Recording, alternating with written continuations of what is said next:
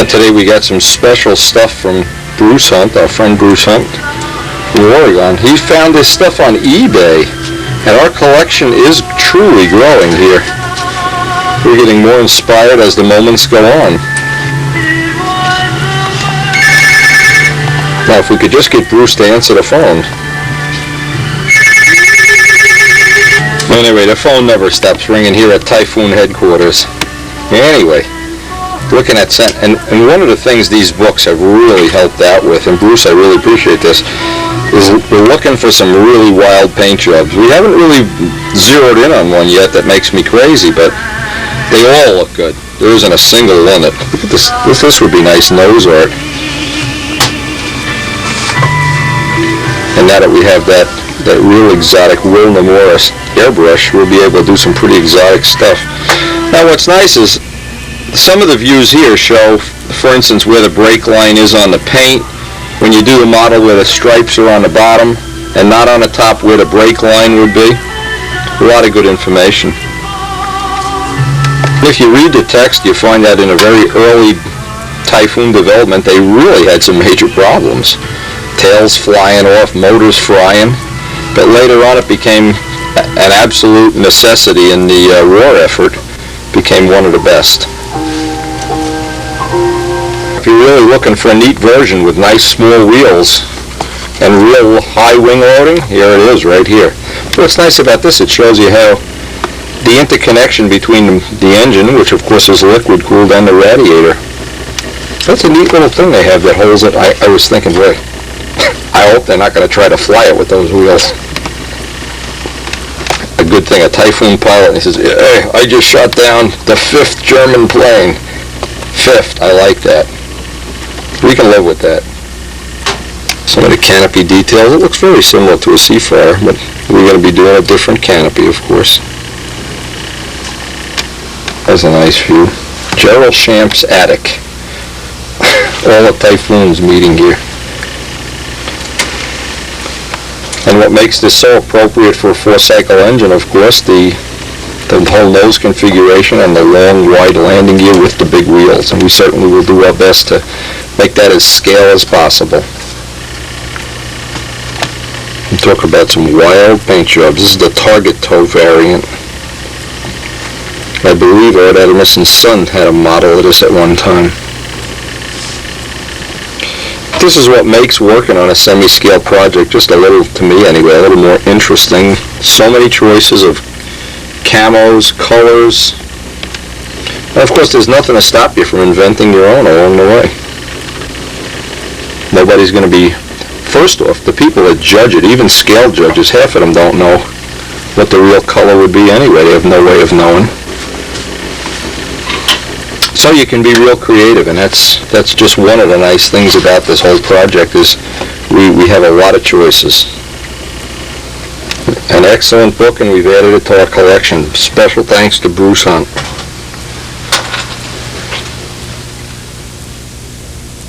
Yes, today we're going to do a, what are we going to make, a hothouse here? Dave Midgley is down with his dad, and this is day one of the, can we get that mold into a vacuum? Now, what were we going to vacuum bag, a van with this, or what? Look at the size of this. Anyway, Dave is going to walk us through the tips of, because he does this for a living. No, and he's great. Well, he does now. I just bought you lunch. You are a professional. He's going to show us some of the tricks that go into this. And because he is a co-team member of the Can We Ever Get a Wing Out of This Mold project. Here. All right, explain what you're doing here. I brought a bunch of different materials to make bags out of. Okay, this is vacuum bagging material. This is actual vacuum bagging material. Okay, and of course the first job is, before we even put resin in a mold or whatever, is we have to figure out a way of getting a vacuum bag that this mold will go in. This is just... And Dave, we already have the pump, we already have the fittings, but I thought I'd walk through for anybody who's never seen a vacuum bag being made. I'm not sure that this is going to, this is just polyethylene. That's all it is, but it's heavy. Yeah, this is really nice, yeah. It's not sealed, it's a blown tube. Okay. So all I had to do was seal the bottom, seal the end, like a toothpaste. Okay. Like a toothpaste tube. So you just did this on a heat sealer? All I did was put a seal on one end of the bag. Throw a seal across one end. This should slide in. Okay, it's certainly big enough. Duty stuff. We can put Woody in here too. We can vacuum drag Woody. We can put you in. Karen and I can get in there and have a ball. Okay, but and suck you right together. one of the things that when I did the original vacuum bagging on Miss Ashley, I had trouble sealing the fittings up, and Dave has some tricks he's going to share with I'm not us. sure that this is going to work, but I always say that before I do stuff too, just to build confidence. Okay, this is Dave's little invention. Let's see, what'd you do, machine gun out of Delrin? Yeah. Okay. So I've got that. Then I got silicone O-rings. Okay. I just punched them out. And what I'm thinking of is come in on here, basically put the film in between. Silicone. Well, let me ask you something. When I was doing the bagging of the big parts, I always found getting the thing in the middle was nice, but then you can't reuse the bag. That's the problem. Well, what I think we can do is if we put the thing on the end, and if we run a strip of this bleeder cloth down on top. Right. The bleeder cloth acts as a channel to pull the air out. As long as you put a channel down the center. We still have plenty of that bleeder cloth. If we cut a strip of the bleeder cloth, if we put the valve here, run a strip of the bleeder cloth down the top of this thing. Yeah, because the only part we really care about is that this is going to get sucked down and push the Nomex down into that first layer of carbon. Now the other thing I'm thinking of is you can put the bleeder cloth on here, or we can take a piece of Teflon, lay it on top of the carbon, the Teflon film, just lay a 2 mil piece of Teflon over the whole thing. Okay. Then put the bleeder cloth on top of the Teflon, because all we're asking that to do is basically to allow the air to escape. Okay. It's not doing it, it's not pulling any, we're not asking it to pull any resin out. Okay. Yeah, we don't care about the resin getting pulled out. What we're really worried about in the test parts that we've made is to get a good bond on both sides of the Nomex. That's the key thing we're trying to do. So what I'm thinking of is we actually lay this up, put a piece of 2 mil Teflon film right on top of it. Okay. Put a couple strips of bleeder cloth. You can even use a piece of string. Right, as long as it can act as a channel, You can put a couple pieces of string down here, and as long as they allow the air to pull out, and then when you're when you're pulling your vacuum, you just work it up until it. Right. That's what I did. That's what I did with the fuselage mold. Watch this thing close. Now, the only thing I'm nervous about are some of these corners here. Well, we can take it off and knock these corners down. I'm actually thinking there's no reason why we can't duct tape or put a big pad of we can put duct tape around the whole thing here. We can paper towel or cloth paper. See, this is sharp from just having resin and stuff touching. You don't want that. So the first thing, want any of this. Let's put duct tape around all the corners as a way of just making it soft. We just want to make it soft. We want to do all of that. Yeah, that would seem to be the first part of this job. Right here. Okay, what he's doing is we're stripping down duct tape, ordinary duct tape, to get corners and edges. Now, one of the things when this is in a vacuum bag, especially if we're going to leave it there overnight, we don't want any sharp edges. And I didn't do a real fine finish on this because we pretty much were just running a test piece. It doesn't have to come down and be real tight. If the tape balls up a little bit right here, that's fine. See, it's just giving us a soft corner to work with. That's all we want to do is we want to build up these corners. Yeah. We want to build it up so we just want soft corners on the mold. Put a bag on this and then pull a vacuum on it, it doesn't tear through the side of the bag. What we ultimately wound up doing is we're trying to cover as much of the mold with duct tape, and that was a good idea. Just to give us those radius edges before we actually get to a layup. As Mike Costello is the cheapest modeler on the planet. He brought me a nice Typhoon model. Oh, Mikey. I don't know if he can put that together, though. That's so you know where to put the rivets. Don't worry, I know where to put the rivets. You're the one that doesn't know how to put the rivets in. All right. That's beautiful. Anyway, we're getting the rest of the duct tape on here as Mike comes in. That's not all. Let's see what he's got. Oh, no, another Typhoon. What is this? Steve Ashby's. All right. Wow. Look at this Typhoon. How many copies you got for me? 3 for you. Okay, I know Gerald Champ will want one of these. Walt Brownell will want one of these. Wow. That is beautiful. Wow. Listen, Walt and Gerald, if you want a copy, they're for sale, free. That is nice. Now, when was this plane published? I don't know. I can't recall. Is this it? I think. No, that's off of the internet. That's neat.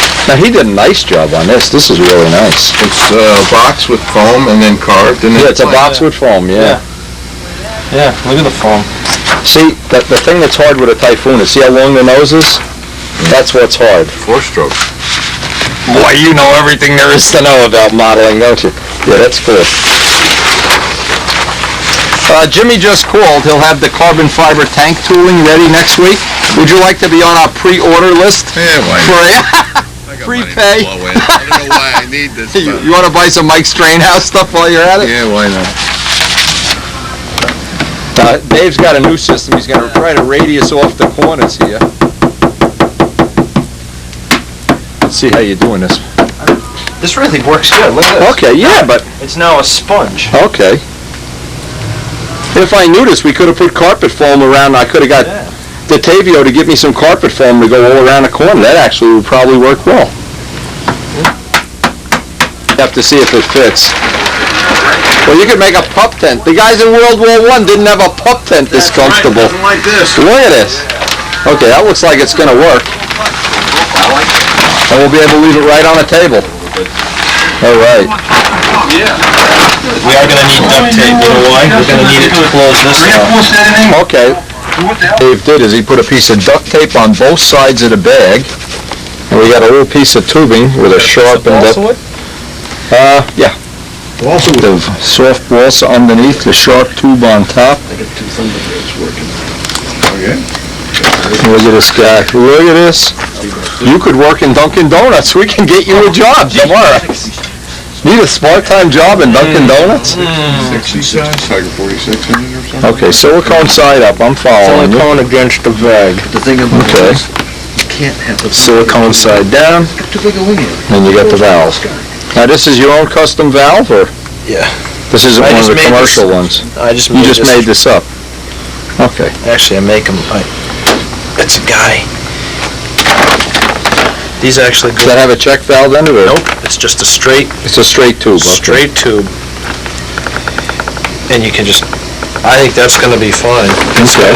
It's going to squish down like that, Okay. and I think you're going to. Boy, I had trouble with mine, though. Those, the original fittings, I don't know why that was such a problem, but probably for lack of talent. Lack of talent is the whole thing. Okay. Like how many airplanes I'm sitting. Yeah, it's going to take a while to suck bread. Now, what we're doing, we're just doing a test on the bag to see if the bag, we've sealed one end up. It's gonna go right. Double roll duct tape end. We want to see, because we can't go any further until we can pull a vacuum on this. And we have some of the world's most highly trained vacuum pump specialists here. Duct tape engineers. We call this the suckers of Jersey. Anyway, we'll see how long it takes to draw a vacuum. Planes that Mike got from Gerald Champ. Gerald was sitting here admiring your work. That looks beautiful. Nice job. Nice light. Yeah. Cool plane. That's really nice. I like the cowl. The cowl. It looks like a little Typhoon. Is that the lieutenant? No, it's the powwow. Oh. Does it have? Is that the way the cowl is supposed to come? With that? That's shown on the plans that way. Nice job. Dixon plans.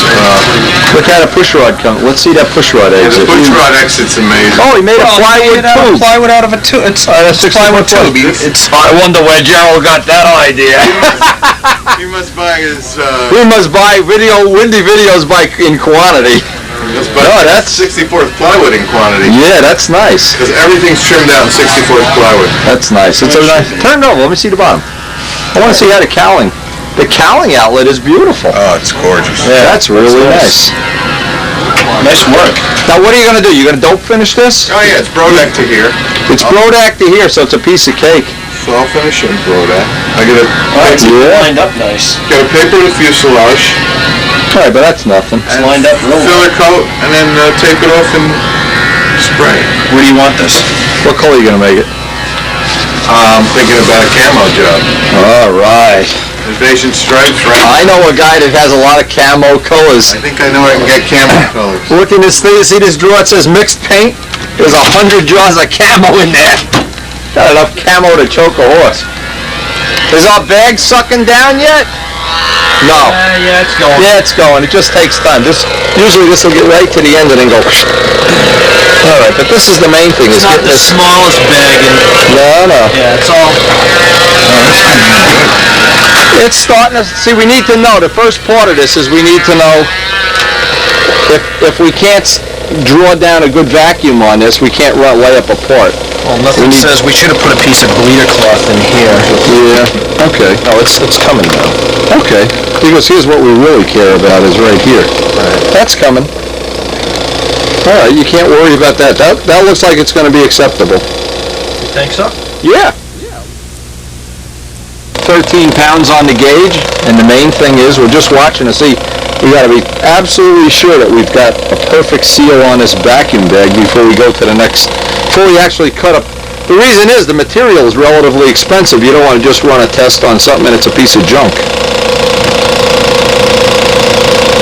It's pulling out. It's pulling out even in the corners too. Yeah. Seal down here. Well, even though we have PVA on a mold, we're going to try laying a thin sheet. What is this? 1 mil Teflon?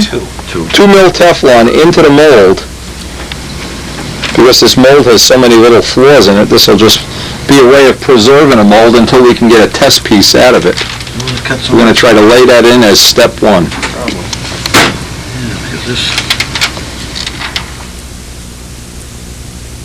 General Champ must feel like he's down in the cellar here. Look at this. It's beautiful. General, you are a master, my boy. That's nice. Beautiful work. Really nice work. Boy, that's beautiful. Look at these nice wheel pants. George's work too. Beautiful. That is nice.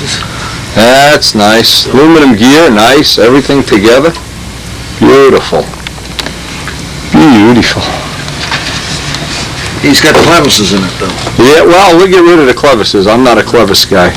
That can be done. That's my personal feeling. I just don't like clevises. Now, Wendy, when the elevator and the stabilizers are tapered, That'll hold you out here? Rodak Rejuvenator. That'll make that disappear so quick your head will spin. Mike, that's a beauty. Yeah, it's a nice point. That is... now what size power goes in these, Mike? It's a Tiger 46 goes in this 46. one, which I got a Tom Lay engine from him as well. So you're all set. You basically need to finish 2 planes, and you got a whole season ahead of you. Yeah, and I got 3 other planes that are in this state too. So I'm going to load up the gun and they're all going to get... You're going to do a motivational video on how to not to start projects and not finish them, or what? I should do that. I know. The world is waiting for it, Mike. I'm going to quit my job for a couple of months. Why don't we just all quit our job? Yeah, we ought to just all do that.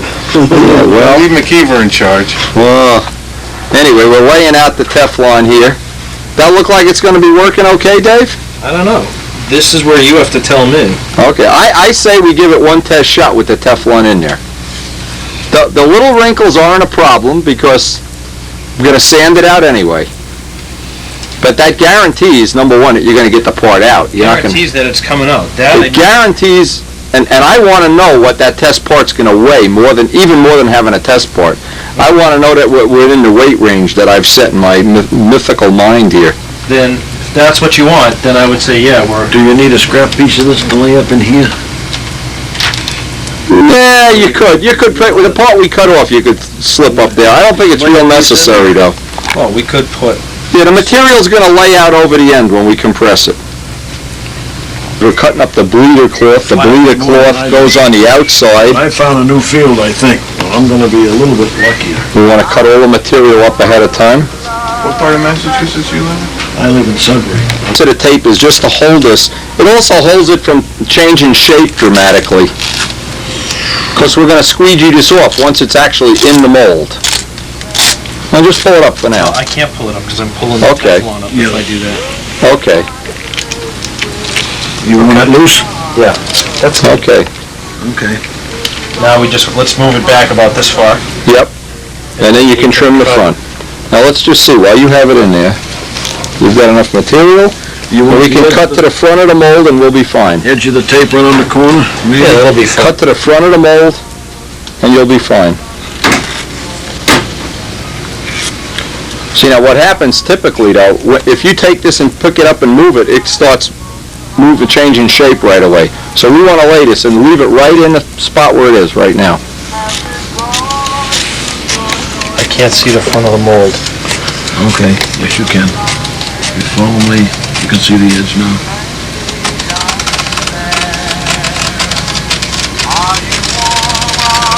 And then the only thing left is to cut the glass and an Nomex. You have to go outside. Luckily, we're just beating the dark here. Dave's got the 4x. This is the way Nomex is sold, in 4x8 sheets. Okay, we need to mark off, and we're going to mark about an inch extra off. You can slide it up on the cardboard. Here, cut it with a razor. It cuts, but why knock yourself out? Here, Dave, This stuff a cuts. brand new razor. You don't need a special clean edge or anything on this. When we get inside, we can trim one edge to go up against the back of the trailing edge and let the ratty edge sit out in the front, and we'll put the V on it.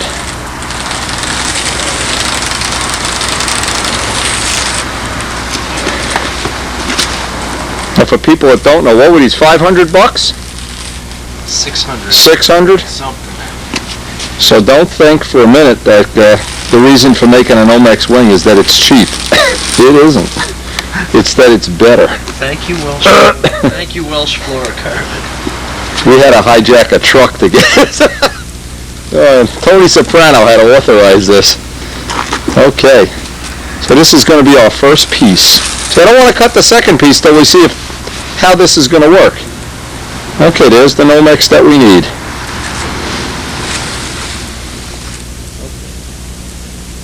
Nomex, we have the carbon. We have. Dave's cutting a half-ounce e-glass. We have the bleeder cloth. We have the technology. We have the Noldrin deck.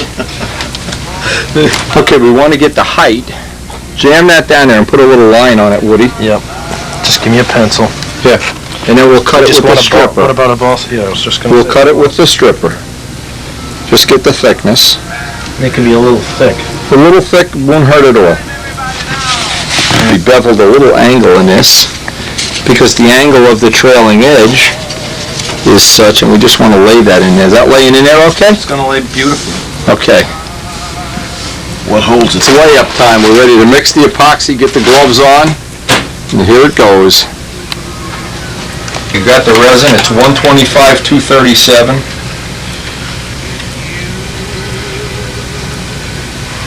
I want to see what this is gonna do on the Teflon. Yeah, I don't know how this is going to work either, but Bead right up on this. Well, can't it's do anything. beading right up, but it doesn't matter. It'll spread enough.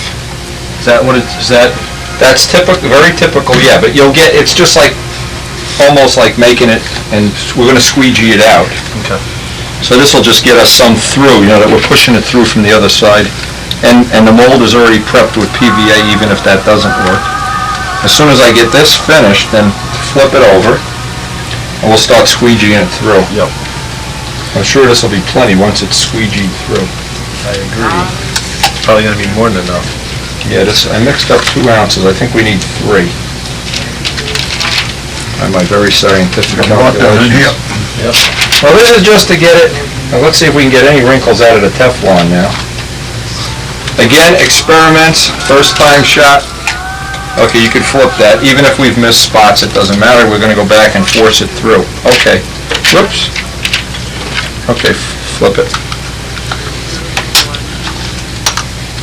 Okay, now you can press it down right by hand. Main thing is the trailing edge. Oh yeah, it's coming right through, Dave. Why didn't you put it on the balsa at the same time? Don't have to. There'll be enough oozing around in here by the time this is done. That's laying down nice, Dave. Okay. And the trick is just force it through and get the trailing edge. I'm the most concerned with the trailing edge more than anything else. Yeah, it's sticking right in there. That's good. Is it? Yeah. It's going right into that little crevice. And we don't want any dry spots on the carbon, because then the Nomex isn't gonna stick. Right. And I'm trying to get away with just spreading this out if we possibly can.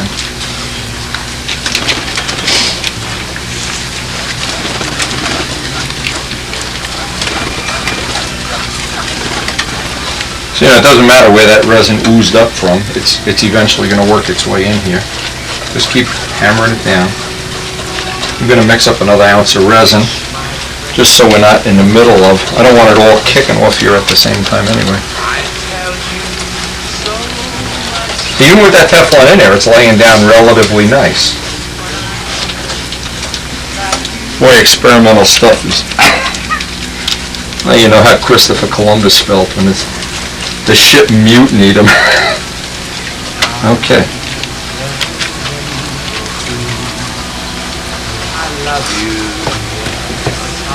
Okay, we got almost no real big wrinkles here I can't live with. Let me get one more ounce of resin made up. Okay, just, if you keep, now you can also roller it. The other thing you can do is, I don't know if we're going to be able to roller it this way.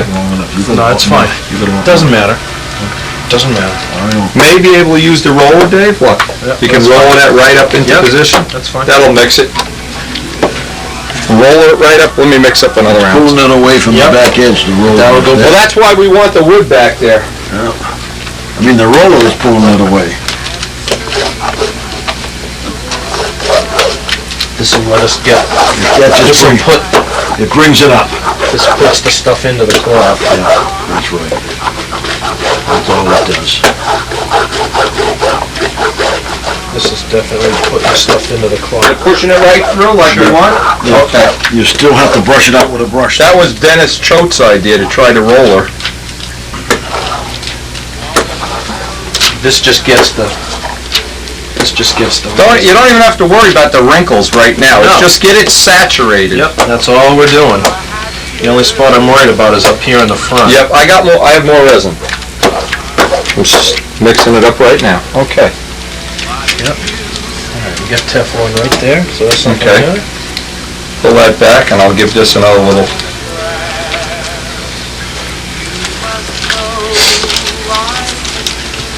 Yep, there you go. That's where you want it. That's where you want it. That's working? It's more than enough. Okay. No sense putting too much. We could trowel it right away. The best thing is let it soak and then trowel it off, rather than have dry spots.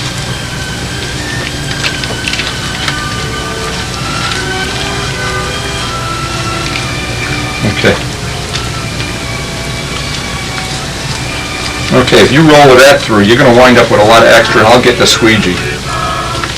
I don't even want to roll it, I can do a better job with my fingers right now. Okay, yeah, I find out I can do it by hand a lot better too. And we get this trailing edge in the thing, and then you could, I guess the first thing, lay in that piece of wood once you're happy with this. Get plenty on the trailing edge so it binds. This is going to be nice. Think it's going to work? We don't go to the moon because it's easy. We go to the moon because we don't know where the hell to go for supper. Okay, pack it in there, baby. Yeah, it's looking good. Okay. More than enough. You got plenty of resin in there. Plenty. And actually, once you start squeezing this, some of it's gonna come up into the Nomex, which is what I want. Okay. Just watch, I want to get these hairs out of here, 1 second. I don't know if that would really matter. Okay, you got the wood, maybe we want to paint the wood? You want to paint it with resin to make sure we're not missing a spot? Which is the corner? Okay. Just slurry it in there. Okay, it's this side that gets slurried. You want the whole thing coated because the back end of it's going to touch the Nomex anyway.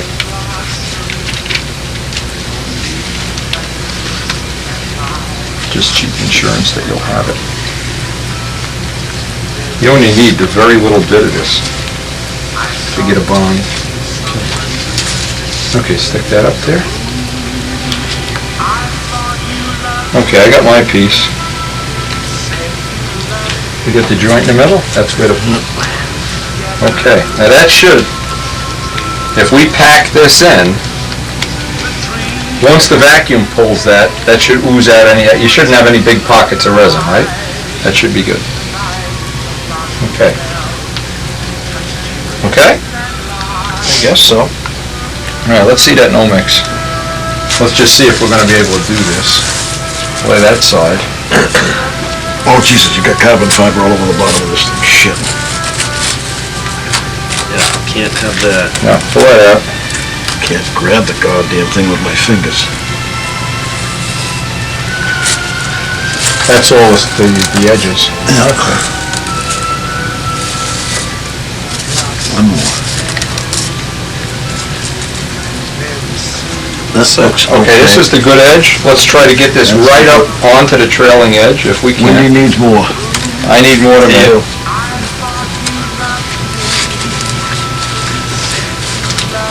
See, here's what I was concerned with, is that we can get it in and let it, as the vacuum draws, it'll push that.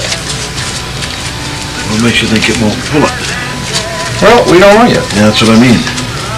Until we start pulling a vacuum, you're not gonna know. Now, what I wanna really see is, are we picking up? Yeah, we got a pretty decent footprint here. Reasonable. Can you cut off some of this? Yeah, that's what I'm gonna do. Once Dave gets his in pat. Well, why can't I do it from over here? You can do it. You can. What have I got here? Brand new razor. And I got glue on everything. Take one of these All right. brand new razors right here. Take that razor out. See, this is the part I'm not too sure on. This is why you need the vacuum. In other words, this is the part that's gonna be a problem right to the end. How close do you want me to go with Right this? there, right there. If you go right to now, Dave and I will work it right up to the end. That'll be fine. That where you want it? Yep, that's perfect. Okay, now just keep going up. Work it up. There you go. Okay, keep going. Hold on.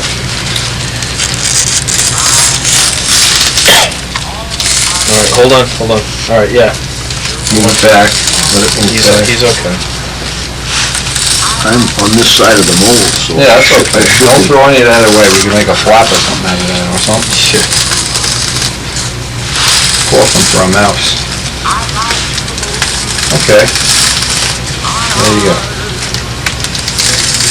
And that overage there, I don't even care about. We already, and the mold is an inch bigger on each side than we need it. Just cut that, Woody. Cut this. Okay, pull this back all the way. Now, you're not really gonna What's know. happening here? Look, we're rolling up here. Okay, but even that's okay. Yeah, you can do that, but even if this wrinkles I here, understand. we only care about the corner that's inside the mold, but let's... But all of a sudden, we're losing it up in the front. Okay, so pull this up, turn it upside down. You can see we got a pretty good bond on there even. Okay, let's pull this back.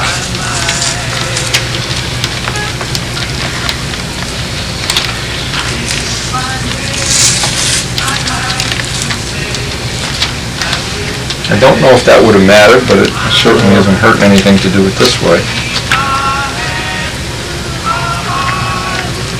Okay, we've got enough resin on there that it's going to be... It's going to be heavy, I think.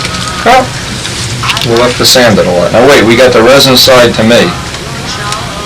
I want it the other way. How the hell did I turn it on? We never flipped it end to end. No. This is the side. This is the side you want. Okay. Yeah, that's a straight Okay, side. let's try to lay this in now, if we can.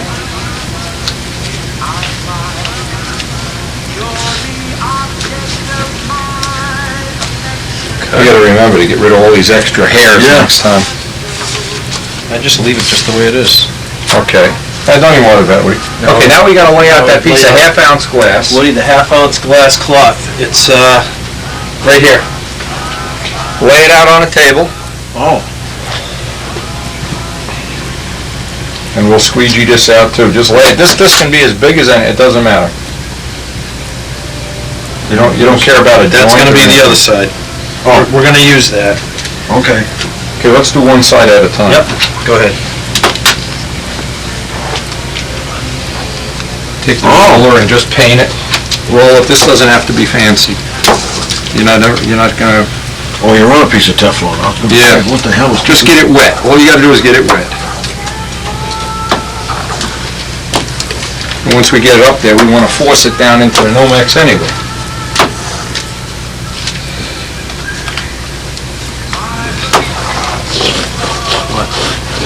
So difficult to handle, the stuff is always wrinkling.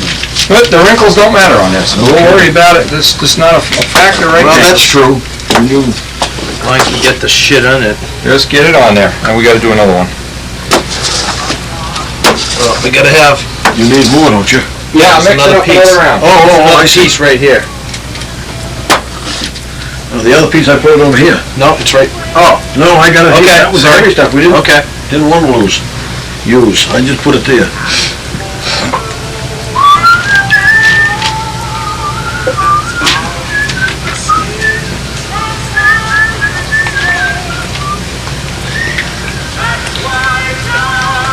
Now, we really don't, we'd like to not use any more resin than this. Now, who's this guy? That's Marvin's flying boat. There's none on this side here. No, we don't need that. We just need it up here now. Lay that in You want it up? position. Yeah, lay it up. Wait a minute, don't touch it, Woody. You're gonna get all greased up. Okay. Let me just don't let this fall over, Woody. I've got it. Okay. Pull this up and we'll let the joint be in the middle. Yep. Lay it right in. To me. Go up to you. To me. Oh, okay. To me. Okay. Just make sure we don't have a spot where we have nothing. Now, you can't do anything with this until we get the bleeder cloth on there.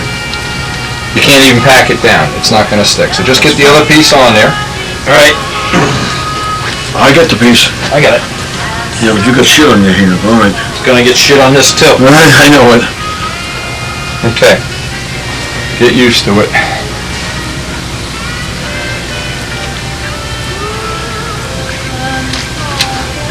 Okay, rollerize that right here. The roller works good. Yeah. You need one with Teflon on it. You do. It cleans up nice. Yeah.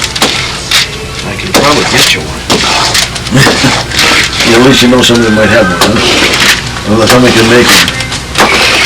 Now, I'm only concerned with, Dave, maybe I should be painting this side of the Nomex. I don't know. It's not gonna hurt. No, it was not gonna hurt. I can see. Is there anything going on it? Yeah. And I don't want to put 12 ounces of resin on it, but that certainly isn't going to hurt. See, what I want to see is when we press that down, that you've got some going through. See, you've got it coming down into the Nomex all over the place here. Do I? Yeah, it's dripping and drooling. But let's be safe anyway. Since this is going to be Woody's test wing, I don't want to get a phone call that my wing folded or something. It'll be in flight, don't worry. Oh, come on. Okay, now we got to put this together for the last time. You might want to roller this. You want to think about rollering it, Dave? How you gonna roll something that's got the honeycomb in it? No, just to get a. Well, I guess we're going to find out. Here, lay it right on the table. Oh, I see what you're saying. We'll take it off of there. Rollerize it. Make sure we have plenty on both sides. You know what you can do? Pick some up with. Let me put some on the roller. Yeah, that's good. Because where the bag is, there's going to be plenty of stuff pushing that down. I think that's a smart idea. Put it right on the roller. That was Dennis Choate's idea. That's why they need roller pins. It'd be nice to have an old washing machine. You just run it through the rollers. Okay. You want to flip it and then do the other side? Okay. Okay. Well, we're still within the 3 ounce of resin limit that I set for this. I thought we could get away with 3, but I'm not sure we can. It's a big part. It is a big part. So if it takes 4, it takes 4, but I'd rather have a little extra resin than have a chance it's going to delaminate. Okay. Okay, you still Flip it over. got plenty of open time on this resin. 1 second. flip it. Okay, Woody. Okay, now we're going, this is to you. To you. Come to Wendy. Get it in position.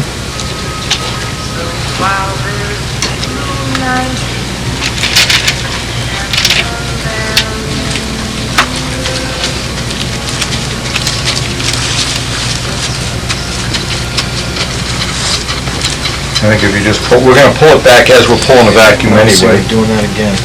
I don't think you have to concern yourself. I don't think if that goes up an inch, it won't Okay, even matter. here's this. Okay, let's drop these in. And then we've gotta get both of these on and then the bleeder cloth, and then we gotta figure out how to get it in the bag. Getting it in the bag will be easy. Carefully. Okay. I know you can't do much here as far as rollering it, but you can put, when we put the bleeder cloth, then you can push it down. Ready. Here, just let me. All right. I think you gotta put the bleeder cloth on, because this we don't even care if it wrinkles.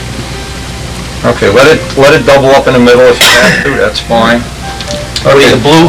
yeah, big the blue bleeder thing. cloth, let this double be in the middle. A little extra strength. Want to put the bleeder cloth on here? That's it. That's it, I yeah. don't think it was long enough. It is. Yep. Okay, It's not long enough, but I had that other sheet. okay. Oh, that's what that little... That other little piece is there. Oh, okay, I was gonna say, it didn't look long enough to me. Now, since this is how we're gonna work it, I think you can push down, you can roller this. I don't even think you have to. Once the vacuum starts pulling on it, put the bag in as quick as possible. Where does that go? Just across? That goes there, that's fine. You don't cut it off or anything? No, You can cut it off if you we'll want. cut it off. Get the bag. Get the bag, get the bag! Okay. Watch that razor blade. Watch that razor. Okay. Okay, you got the Where bag? would that go? And then we'll start, Where's your roller go? just anywhere. Put it anywhere for right now. That cleans up right away. What we need is the bag. We're gonna go from this end in? Or you wanna go from that end in? I want the, Okay. Watch we're not pulling that last little piece out.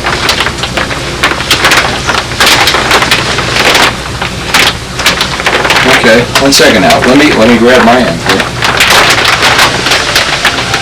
that's where we want it. That's it. You're too far. There you go. Right there.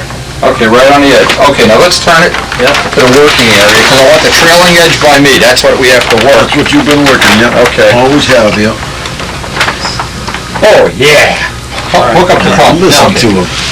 We need the, Let me get the Take tape. this in. You need to do the taping. Okay. Got the tape. You got hold on, tape? I need to move the bag. Okay. We had it right on the edge. Let me get an extension cord. I want to move this into the center. That's good. I'll just roll with this one. Okay.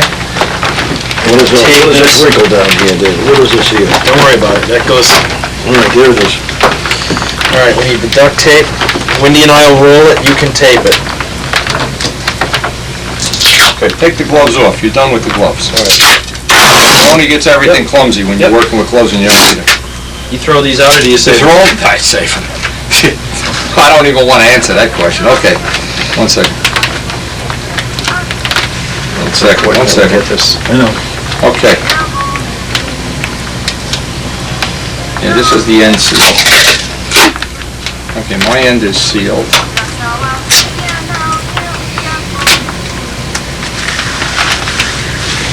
Okay. All right, now let's fold it over again. Give it a double fold.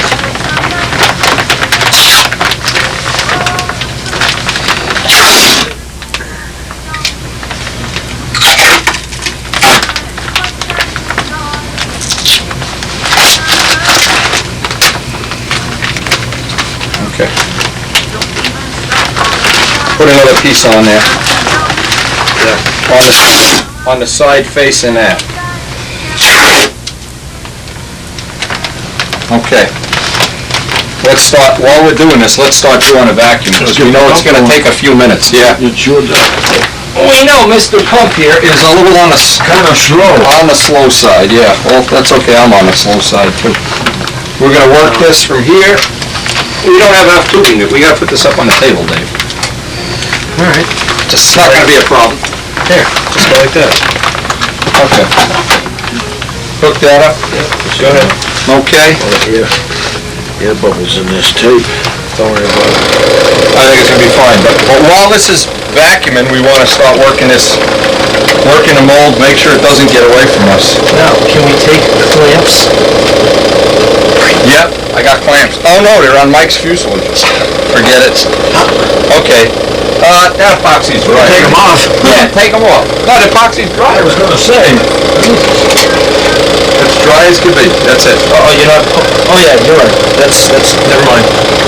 Let's do at least one in the middle for now.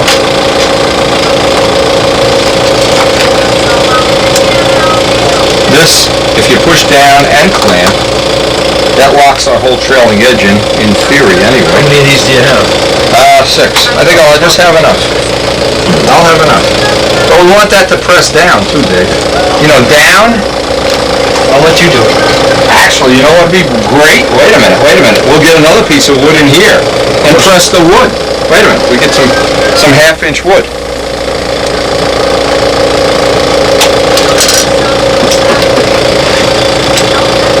And that doesn't have to be a soft piece. No, That can be used up anything you got. Yeah, well, everything we got here is use it up. Just take the clamps off, get these in right in here. And I'll cut the other piece of wood. Yeah. The length. I got these. I don't know how these work. I don't know either, Dave. Shit.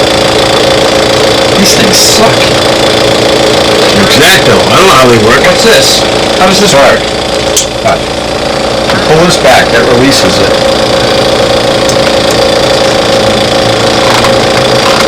I don't think you need to put this on like a vise. This just enough to hold that corner down. Use for Christmas. Those little hand, you know, the little... Yeah. Great. Yeah, the woodworkers things. Yeah. Okay, as soon as that goes on, that'll just, because we're going to keep babysitting this anyway. How you doing up there? That's okay? One right in the middle. I think will do it. And one right. Move this one down just a little bit. And then your way, oh, you can't do it, can you? And you can kind of babysit these clamps too as they go on. You want this facing this way. Because we don't have a choice. We don't have a choice with the pump here. Let's move this down on the table just a little bit. Let me move this. You can move it down on me if you think that'll help. Okay, we want to make sure now this is holding the trailing edge in so that we don't lose this dimension here.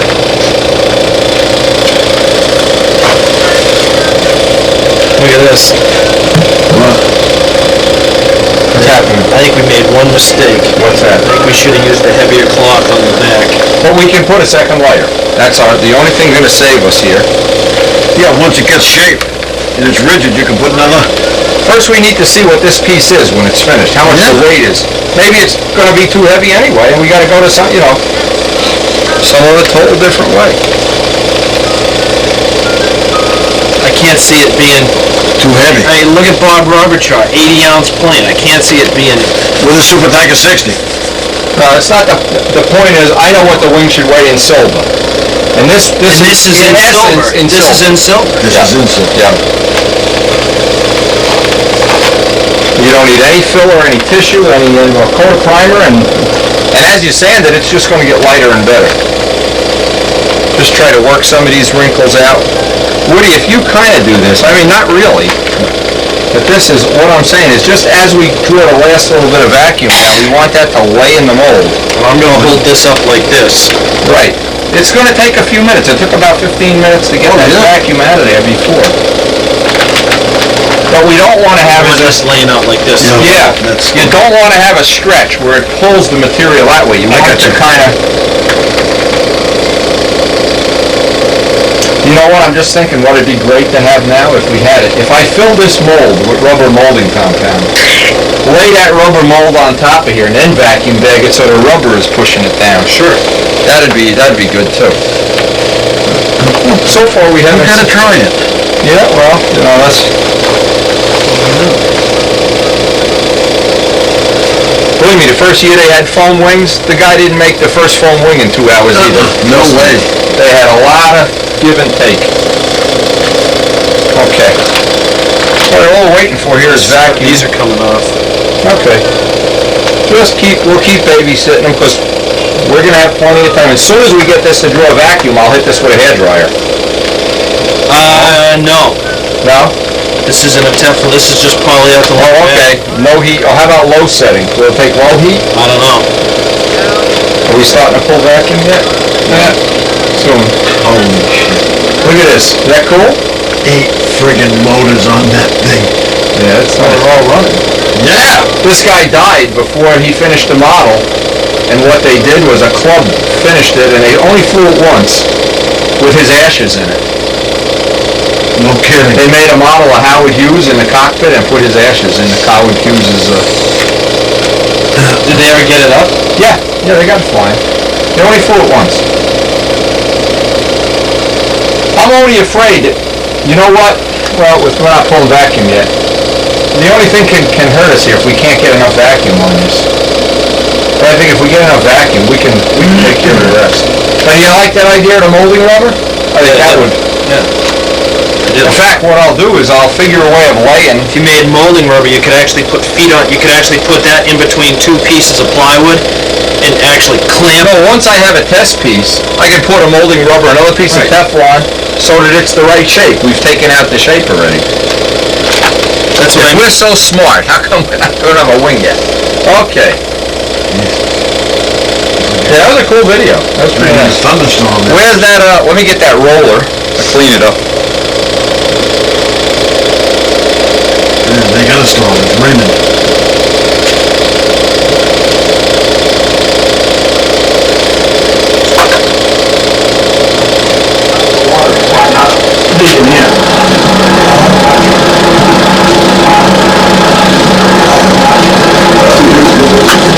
One's out, one's in. See this one right over here? Yeah. And this one's completely out.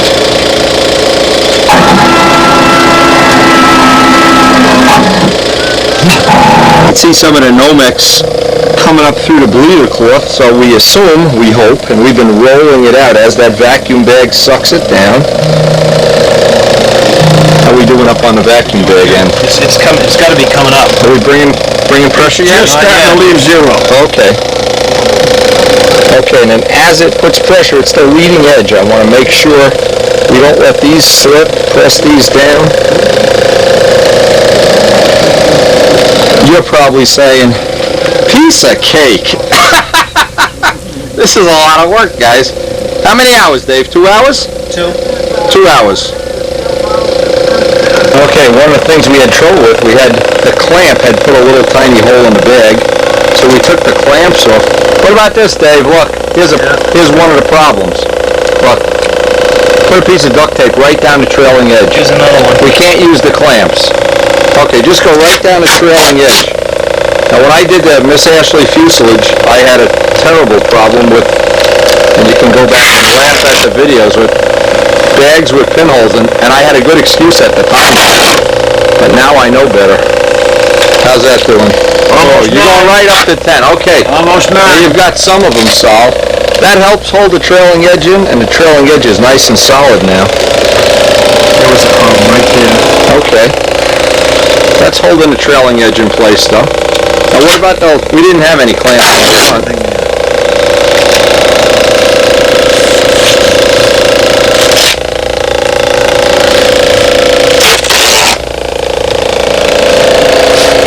You can see how that's sucking right down. How are we doing on the pressure there? 9. 9, okay. 8 3/4.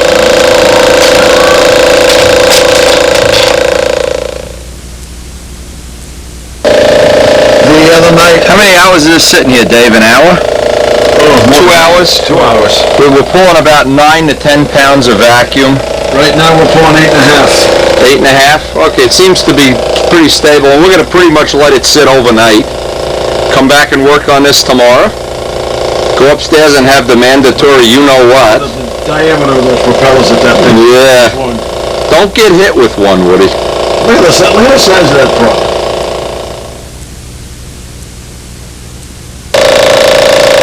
Yeah, we're stable at about 8 pounds here. I think that's all. You don't think that has anything to do with the volume here? Because once you pull all that air out, I mean, it looks like here, like we've got plenty with crushing down the Nomex even. I'm not sure. We're gonna find out, but we don't really expect to have, perfection on the first time. We're trying to make it that,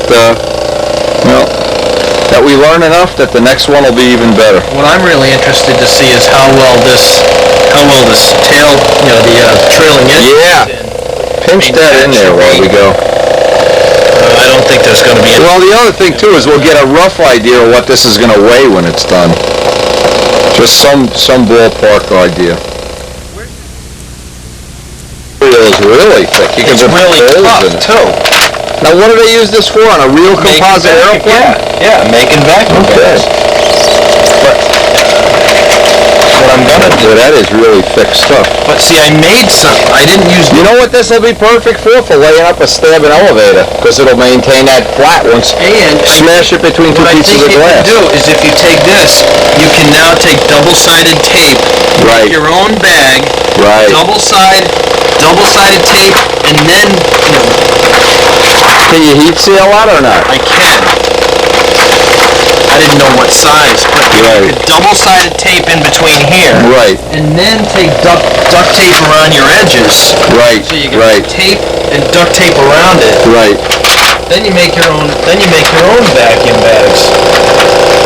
Well, it looks like this may I be think this stuff is- working right now. Now, the other thing I think is going to work well, which I think this is the same, just about the same, are these. I made these 6 feet long. I just didn't think, I thought them. What are these made out of? This is Teflon or? No, this is nylon. There's the pizza. This is that. Ooh, that's solid material. That's See, this will be, what I wanted to- now, nothing will stick to this? Think Stuff epoxy will sticks to this. Okay, But this is what I was going to use for the wing. okay. Let's go have It was pizza, just guys. short. It's just too short. The reward for doing a great composite layup You'll be able to put your body. is you get to have pizza with Wendy. What a thrill. Now, the next morning, Dave beat me down here. The Teflon sheeting worked real well. Let's see what happened. We had those threads of carbon. Yeah. It doesn't matter. Let's get it No, painted. it's all flush. This stuff was incredible. That stuff worked perfectly, so that's one good thing. And you can use that over and over again? Sure. Yeah. Yeah. Nothing sticks to it. Yeah. Just release the tape real slow so we don't, and we will trim that and we get a ballpark weight on. Back here where this looks like, see back here it could have been better. That might require a little filling. Or it might require, the way the leading edge worked out, it might be that we don't even need the, look how nice it took the impression for the belt crank mount. I can't believe we left those pieces of carbon in there. I didn't see them. And we found out the leak in the bag was from the Teflon, the little washer. So we know we're going to change that on the next time we get to run a pull like this. Another thing, look at the Bondo. You ever put the Bondo? I put Nomex things into the Bondo. This is Bondo, not epoxy. Out in the corner here, look, Woody. We actually put the Nomex things right into the Bondo. Oh, I see. Oh no, it's in the PVA because the PVA was so thick. That didn't get affected at all. No, we could reuse that. Sure. No, perfecto. But I'd still leave the Nomex. I mean, I'd still leave the, where do Ed Gallagher sees this? He's gonna be in love with this one. Ed, you were right. Ed Gallagher, the guy from California? Florida, yeah. He's helped me out with a lot of good tips, including that PVA thing. So here we are pulling this first puppy out of the mold. Woody, how do you like your wing? Should we be singing Merry Christmas to you now? You just pull the tape off of there? Well, I'll tell you. And if this doesn't work, what we're gonna do is make a street luge out of it. Is it heavy? Oh yeah, weighs a ton. Floats by itself. No, the best part I like is when you drop it on the floor. That's light. Is that gonna work? That's light. How much? Come on. I don't know. I don't know, but it's light. This video will be continued. We're gonna make hang gliders. Grab the scale. This is light. I hear what you're saying. Yeah, now we're trying to do. We want to get trim off all the overage here.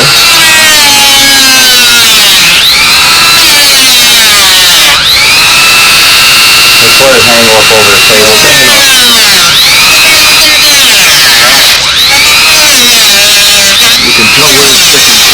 Well, the resin isn't totally cured yet, is it? Goes down the Yeah, it clogs the reel.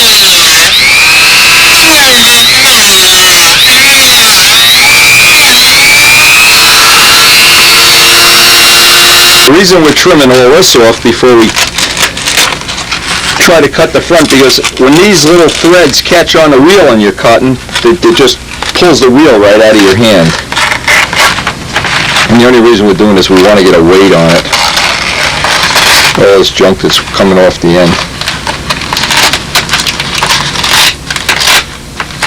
Just cut that stuff. Look at that.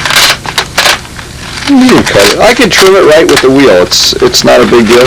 And we made this an inch oversized, but we're going to leave it an inch oversized, because we'll probably wind up, it's a test plane for Woody, and we're going to just put flat tips on it. But you can see if you wanted to, you could even mold the tip. You probably could even mold like an elliptical ring. You can mold anything you want to make a pattern for. Moment of truth. We've trimmed off most of. We're definitely not going to use the trailing edge piece. That's extra weight we don't need. And Dave figured out another thing that was significant is you can pick this up at one end and the whole thing is like a diving board. All right, put on a scale. Let's make sure we're not, and this is an accurate scale, by the way. This is not these cheese ball deals. Back from your drug selling days. Yeah, back from my days of being a drug dealer in New Jersey. Hold on. I think we're a little over 6 here. 180, 184. It's 6.5, but we know we have extra. We were shooting for under 8. I thought 8, and we still have some to trim here. And if it didn't work out, we would make a street luge out of it. But right now, I think that's about as successful as a first piece is ever going to be. Now, for sure, now I know from doing carbon fiber stuff that I can get off a significant amount of weight just by block sanding, because the last layer here is strictly resin. And this is where the weight is in all this extra resin. But it's got to be done carefully because I don't want to go through and chop the fibers. And I know next time I won't leave a big hair. But this is Woody's wing anyway. That's almost lost in the body. And we need to do an accurate trim on the leading edge. That'll knock another 1/4 ounce off. And it picked up our bell crank impression real nice. Right back in the mold, baby. Ed Gallagher. I know Ed is going to be impressed when he sees this. Ed, we learned our lesson well. Now I wonder if once this is in a mold, you can even hold it in there and use a real sharp blade. If you get somebody to hold it, you could trim that. We could Put a weight in here. Put a weight in there. And as you're working.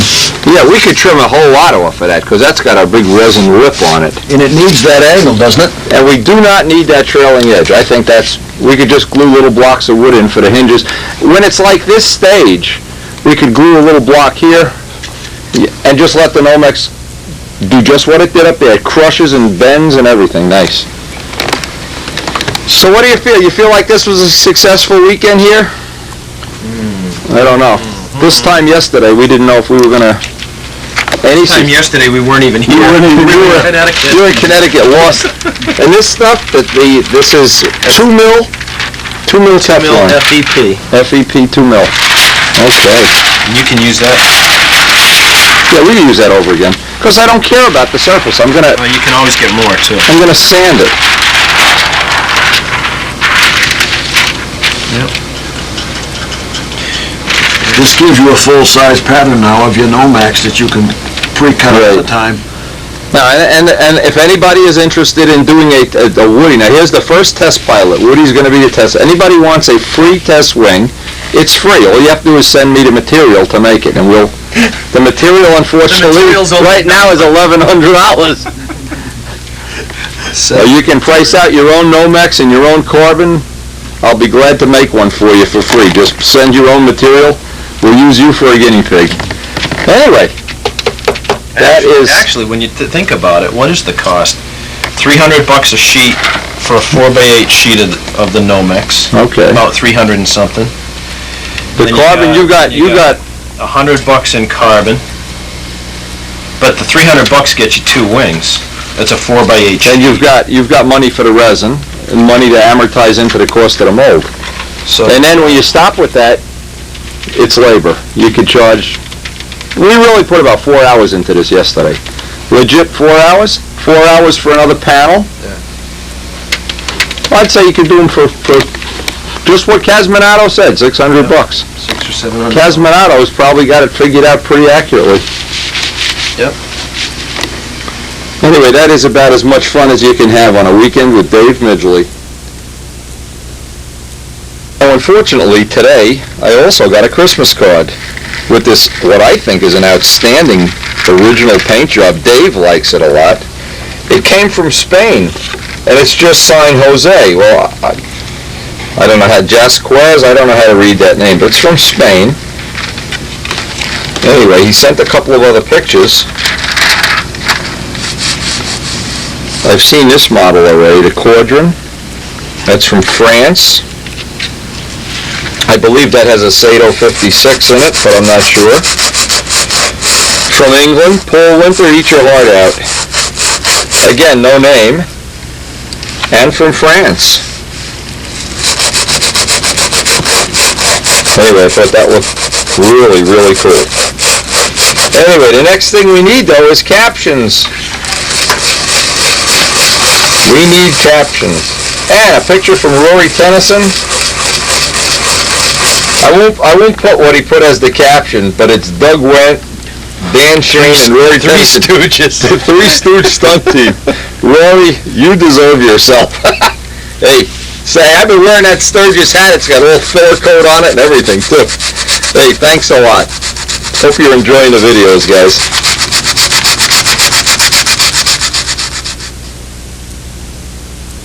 Yeah, what I think you could do, is just get a real sharp blade and have somebody hold this, and you could run the blade right there. If that's wide enough to run a blade. You got a couple of lumps in the tape that might give you a bad time. Well, what I was thinking... Rough it down. Yeah, it'll rough it up, but I was thinking of putting that sticky back sandpaper on the whole table, and then doing that thing. We don't know till I get This Mike. gets cut in half, does it not? This back edge?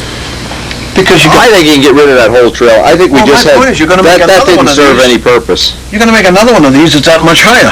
No, I was gonna just gonna cut trim this an in half. 1/8 inch. I'm gonna put 1/8 inch tape, so where it tapers down, a half of this can go. That's what I'm talking about. A half can go. Yeah, half. It needs to be an 1/8 of an inch on each side. But we made it on purpose so we could adjust it. Yeah. We could make the trailing edge thicker or thinner according to how thick the flaps are going to be, and we haven't made the flaps yet. This trailing edge, the whole mold was Exactly. set up an extra 1/4 of an inch. Exactly, but I The whole think thing was lifted up a 1/4 of an inch. when we're done, Woody, and I can trim, I can put 1/8 inch tape along the trailing edge, Right. and then trim with the wheel. Right. See what he did here? This is lifted up. See the way this comes up? Yeah. Yeah. It's higher than it has to be. It's higher than it Yeah, has. right. It belongs You right only here. need an 1/8 inch, and that gets rid of even more weight. That'll probably bring us down under 6 ounces. Yeah, easily. Now everybody's probably thinking 6 ounces is kind of heavy, but it isn't, because this doesn't ever have to be painted. You can glue this in, and the one thing when you glue the body to the wing, you've got to roughen up. You've got to see it. 80 grit I know. and epoxy. I'll give you that special post, that secondary bonding epoxy. Well, boy, with the help of, I don't know how many people we could count as helpers here. Primary one is, of course, Ed Gallagher, and other people that have Dave and Woody and soon to be Mike Kajeski's joint project. I hope very soon we're going to have this technology developed and have it on video for everybody.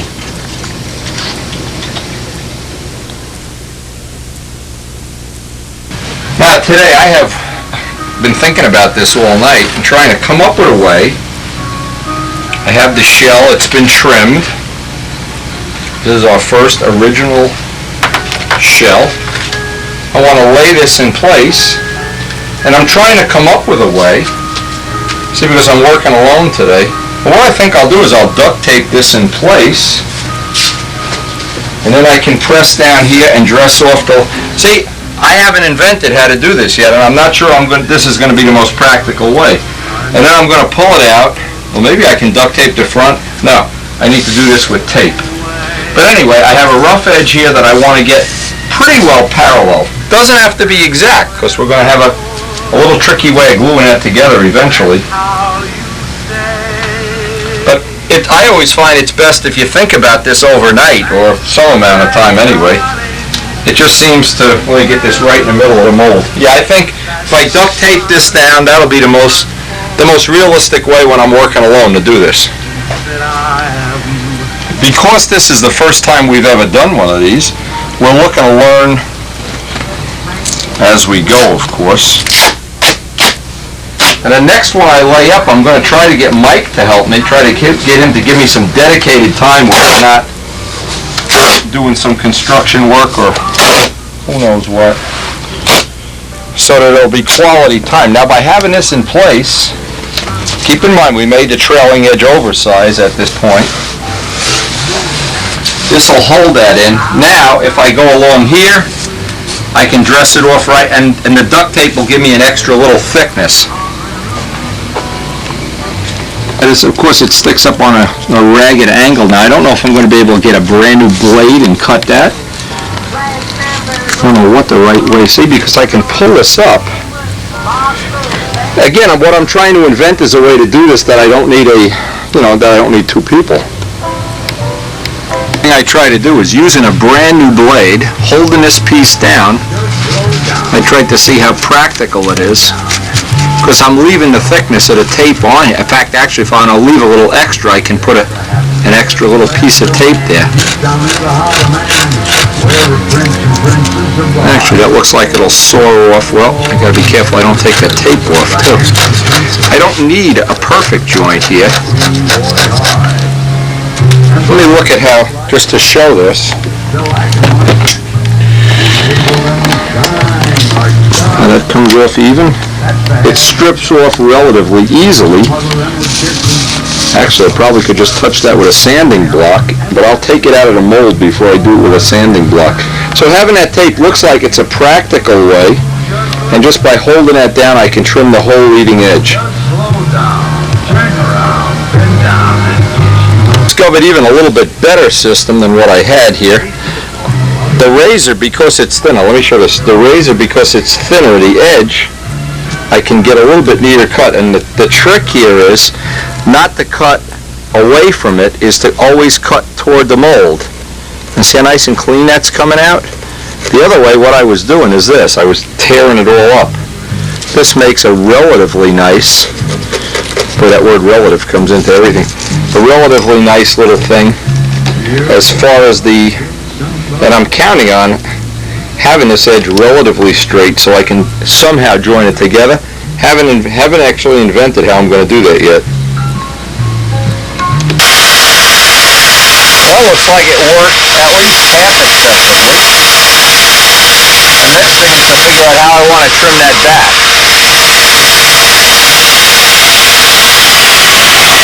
I need to take off the duct tape and figure out how I'm going to trim the back.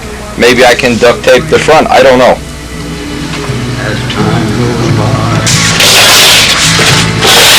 One thing I can see right away, we better start buying duct tape by the case. For the defects I have to fix on the trailing edge. What I did, I made this oversized. Now what I want to have is approximately 1/8 of an inch here. So what I'm going to do is lay out a piece of 1/8 inch tape, check it with a ruler, and then try to cut this off as, I guess the parting reel would be the easiest way to do that. But again, if you have two people, having somebody hold it makes it real easy. What I'm trying to do is come up with ways that I can do this alone. That little piece of tape, I guess, will hold us for right now. Now, the way I decided to try to cut this with one of the fiberglass, I guess is the right word, cutting wheels. And with the vacuum gun, and being real careful not to breathe in any of this dust.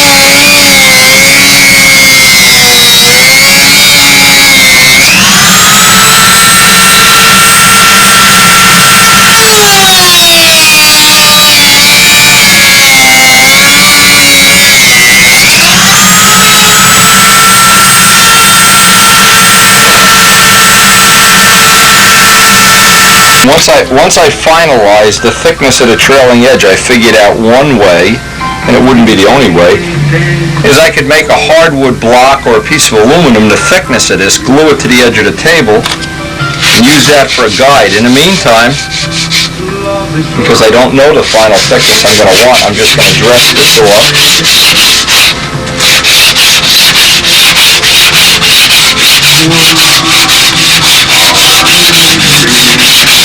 It's funny, Dave called me a couple of times today, very excited about how this was coming along. He's not as excited as I am. The trouble is we're trying to sandwich it in between a lot of other work in the shop. As you probably know, we're working on so many projects at once here that it's a wonder we get anything done. Anyway, but that will be a final way of doing it, and I'm just anticipating there may be some other way that I didn't even think of. Or just putting a quarter-inch piece of spruce down, 1/8 inch, whatever, or aluminum, and I can use that as a guide to trim off the trailing edge. To make sure I'm working off a 90-degree edge here.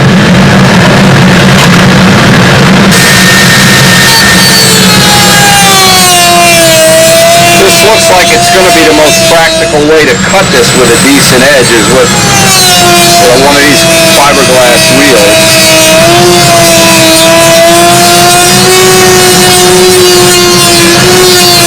It's pretty obvious what you most of all don't want to do is breathe any dust. You never want to breathe carbon dust at any cost.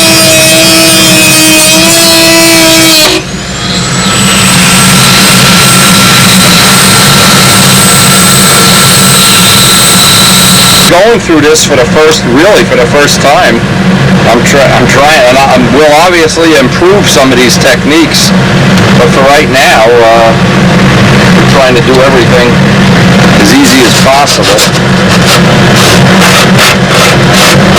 See, the trick also is you really don't want to sand these edges perfectly smooth, because when you go to attach whatever is going to be the wingtip, the rougher it is, the better the epoxy will bite in it. So I only want to get it cosmetically smooth. And because of the Nomex, it should get a nice tooth in there when we use that post-bonding resin. Several different grits of sandpaper on an orbital sander to see which is going to cut. What I'm trying to do, let me get the wing up here. Oh, I just think it's cumbersome. What I'm trying to do is cut the pattern So we just have a flat. I don't have to fill these little gaps with auto primer without going through, and that's why, I'm doing it out at the tip first like a coward anyway. What I did, I tried 320, it wasn't cutting well enough. 220 was a little better. This is 150, and I want to see if it's going to cut the way I want.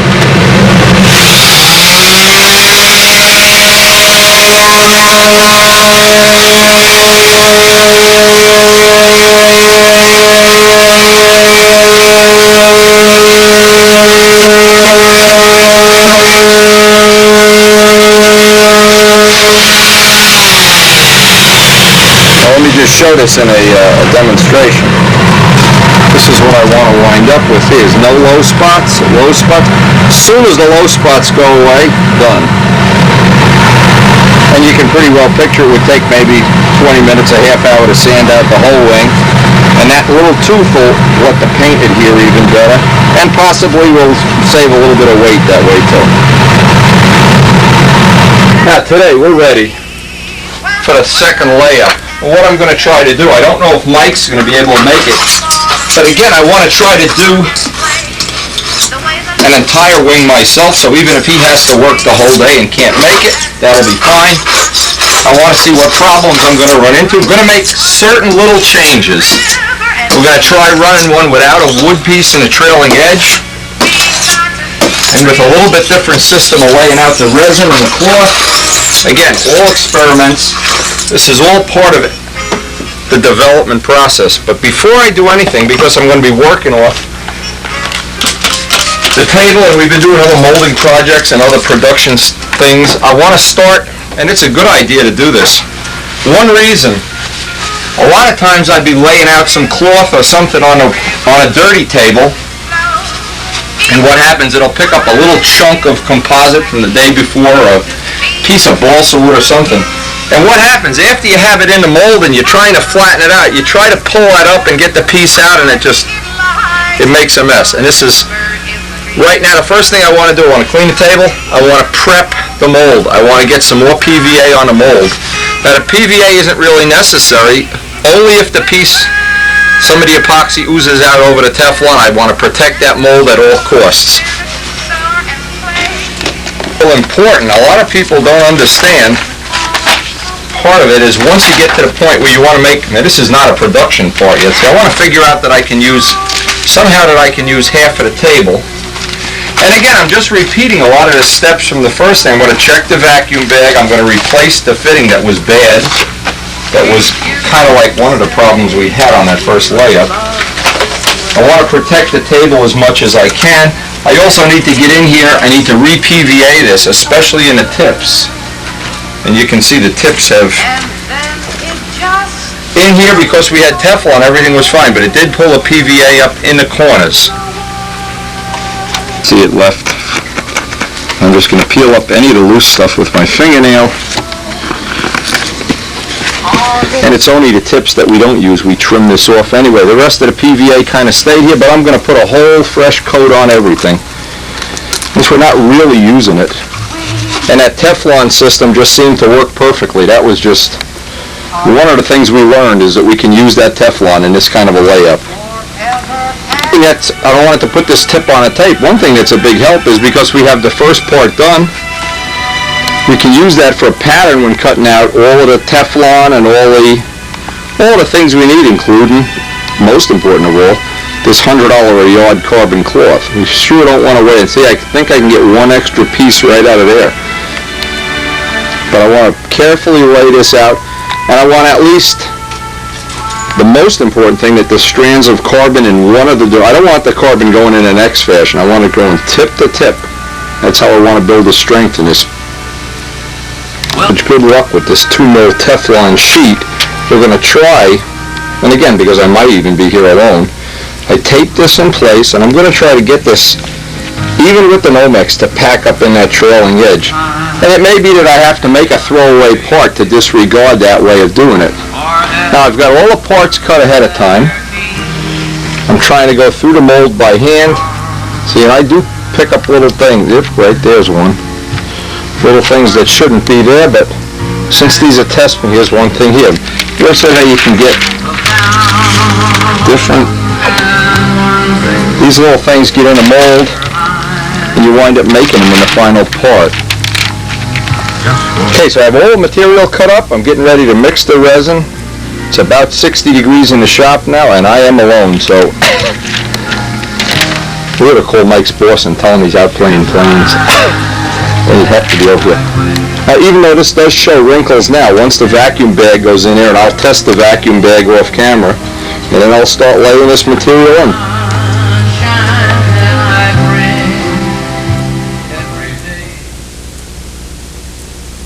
When I go to put this in a bag, I'm going to be here alone. I tried to come up with a system here, but didn't really work the way I wanted to. I wanted to make a way of holding this bag open until the point that I could get slide the mold in. Now, when you have a helper, this is real easy. And if Mike happens to show, we'll press him into service. But it could be I'm going to have to make up. See, that would even work. Some kind of a thing to hold it open while I slide that whole thing in. Now, we'll see. If I have to do it alone, that's the way it is. We're ready to mix the resin at last. The first thing that I found that worked real well, I bought some of these wide trowels. Because again, we're trying to get each piece a little bit nicer. I soaked the resin on, and this is really helpful in digging out the extra resin. Trying to get each part a little bit lighter, of course. And I think this is one area where we can really make some gains. Again, if I had a helper, what I'd try to do is make this like pre-preg. That's the next thing I'm going to try. The next panel that gets laid up, I'm going to squeeze this between two pieces of resin as a way to get out the last of the resin. Now, again, each one of these panels is a little bit different. And imagine the first person building a D-tube wing, whoever that was. They didn't get it right on the first time, or they didn't get it as good as it could be until you made several of them. That looks like it's an improvement. Having this trowel looks like a little bit of an improvement. Now we're going to lay the Nomex in here. And I don't want to wipe all the resin off. What I want to do is I want to get the resin on the Nomex. What I've done, I've gotten the resin on the roller and tried to make sure that I have the one side of this totally covered. Again, the idea is to get a full coat of resin on without having any extra. Not sure we're going to be really able to do that. And I can see already this is really going to be a hassle without having a helper. Especially because I'm trying to work in this trailing edge at this time. But it's okay. See, when you do this kind of stuff, it's okay to fail once in a while. Because when you succeed, it far outweighs the defeat.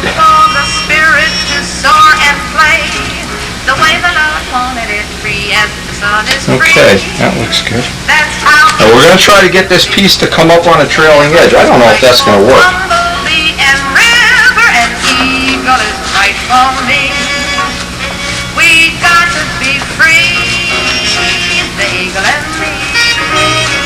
Okay, the next step now I have to cut some 1.5 ounce cloth, get it all on the Teflon that it has the resin on, and drop it right on there.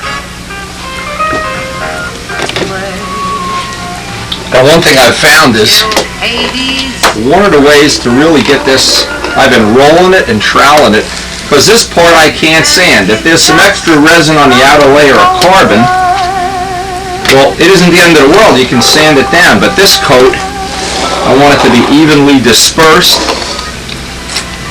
Look at this, I have to catch a thread. And I want this to overlap in the center. Now this is the part where if I had two people, would really be helpful. Look at this, I gotta answer the phone. This is interesting, it's unbelievable how you get a phone call right at the wrong minute. Anyway, I want to lay this out. The objective is to get the middle piece to be double layers in the middle. I just have a sinking feeling when I go to put this in the bag, this is going to all wrinkle up. is because we don't have, the problem is we don't have the trailing edge down where it should be right now. All right, I'm going to get the other piece in and then we try to get it in a bag. Fun time.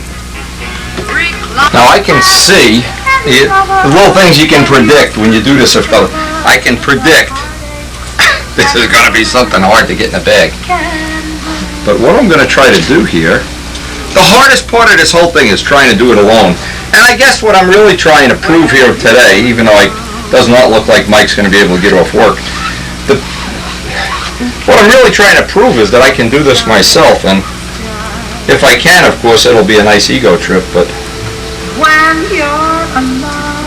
and if I make a scrap panel, I can use it for test finishing and stuff. Now, even though that's not as good as I'd like it right now.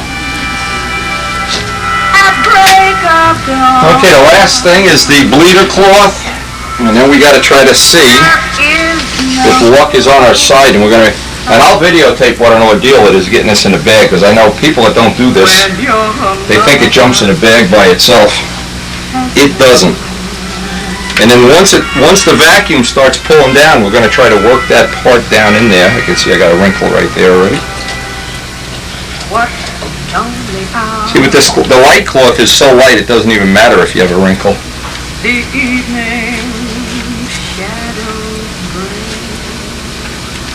Okay, it's time.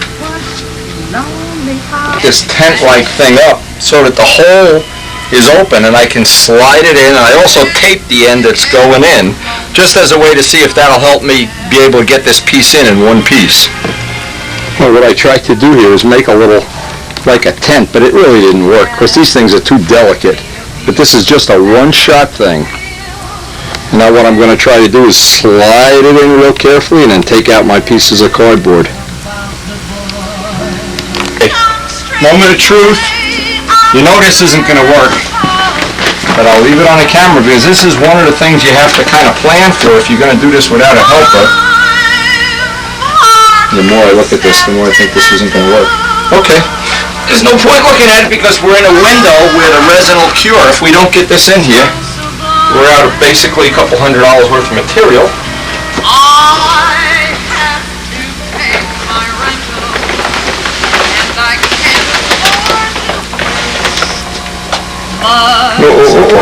Come back. But at this point, we don't care. Bet you thought I didn't know how to do that. Now I'll take full credit for it.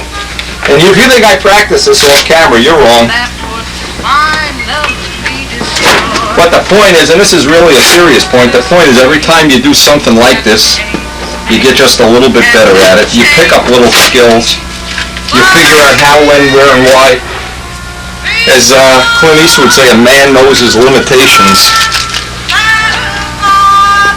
Where we had the failure before was at the fitting and at sealing the bag end up. Now, keep in mind we're on a very tight time window here, so we don't have the time I'd like to have to just sit here. But if it turns out I can do this on my own, then basically I can make a part a day. If I need a helper, then I'm dependent on having... Well, I know I can make a little better system to get this in the bag. I can make a little tripod kind of thing.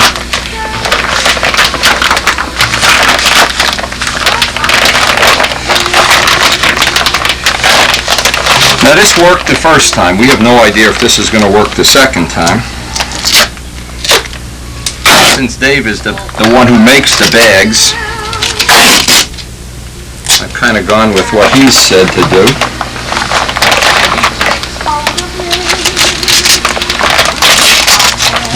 Throw that away.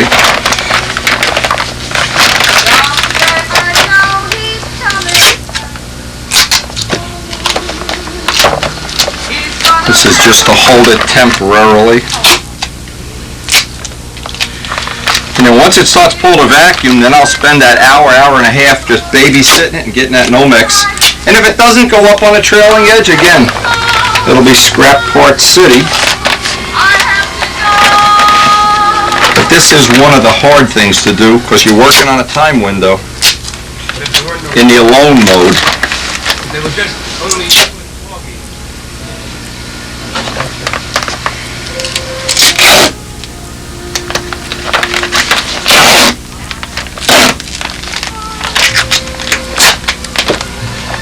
Now, from this point on, everything is in the bag, and we're going to be checking for leaks as we go, as the pump starts pulling out the air.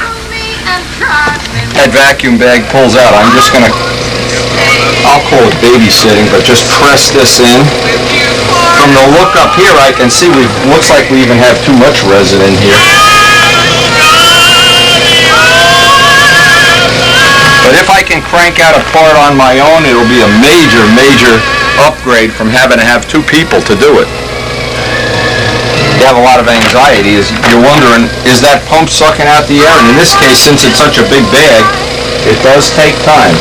But in the meantime, I can be pressing down the cloth and getting this trailing edge to lay in. I think it took, I don't remember when Dave was here, about 20 minutes to get this to press down. And you can look down through the bleeder cloth and see the Nomex imprint, so something is imprinting in there anyway. But this is a very long 20 minutes because you're sitting here looking at hundreds of dollars worth of material, and maybe you're going to drop the football. I don't know. That's what makes it exciting. Imagine how the people at NASA are when they launch the space shuttle or something, how they all say, and when it goes, yes. And I'm just going to start working this part in as we're waiting for the pump to work. Looks like little by little the bag starts to collapse. Finally, this is starting to suck its way down. See how it's staying in place and it's going to go around the edge.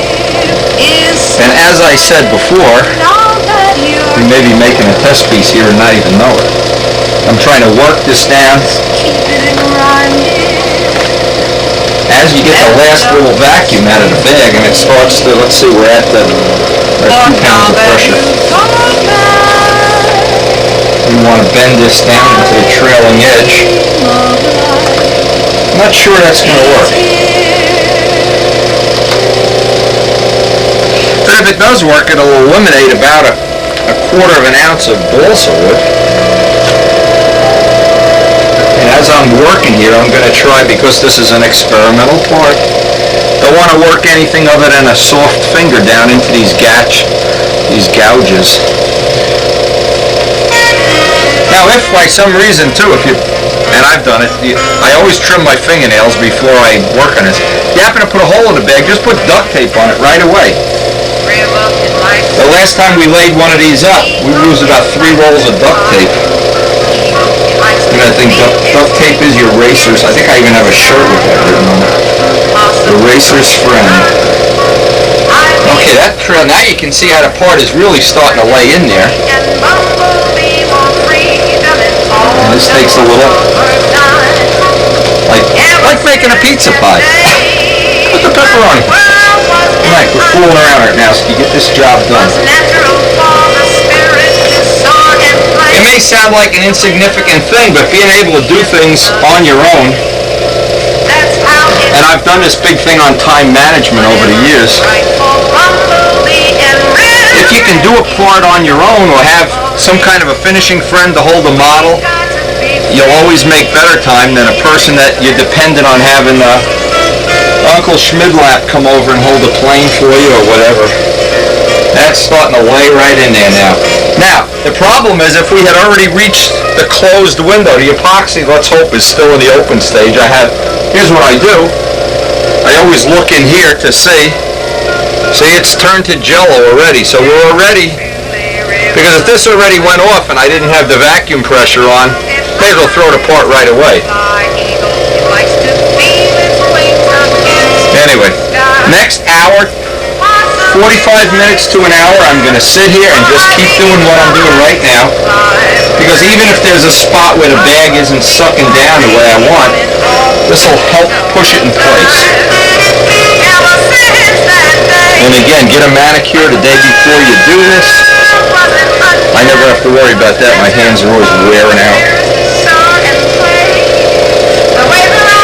And I always relate this to it. I wonder when whoever was the one who cut the first foam wing, I don't know who it was, I'm not sure, but when that person cut the first wing, I wonder if, we're on the second half of a wing, I wonder if they were further along in the development than we are, or if we're starting a little ahead or a little behind. And it doesn't matter because we're not doing this for any reason other than our own entertainment. And to see if we can make a part that someday will be of some value in the hobby. Part Peeps likes. Once we get to a certain point where there's no raw epoxy, Peeps can come out of the cage. Peeps, put a diaper on already. And the reason is it's not funny. At one time I had laid out a part, I forget what it was, a fuselage shell or something.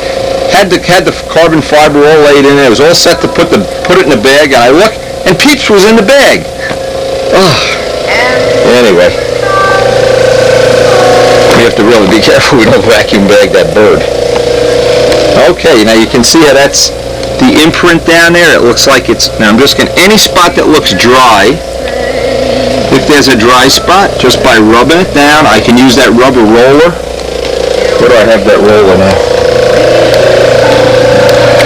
Use the rubber roller, that can work. Anything I can use to rub those parts together to get them to bond. In the time that the epoxy is still in an open meaning it'll still accept the bond.